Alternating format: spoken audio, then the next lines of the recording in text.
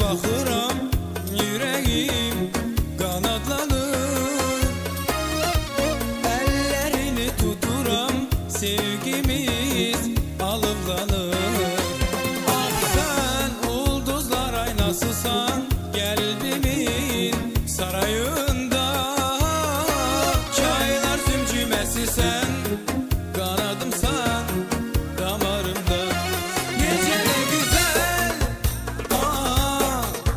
sevilmek bu yeryüzünde birge doğrusa sevgimizin melekleriyle.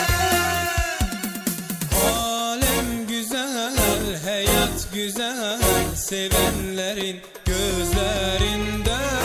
Seven yürek hoşbetlikte uçar göğlerde. Alem güzel, hayat güzel, sevenlerin gözlerinde. Bu sevgimiz dastan olur esin yerlerde.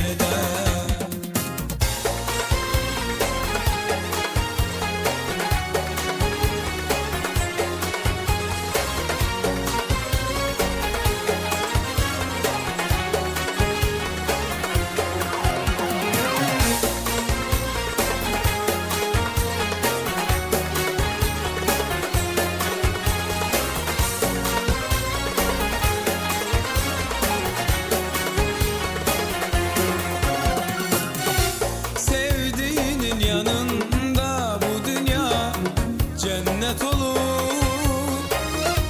Dertleri unuturum, bu hayat nağıl olur.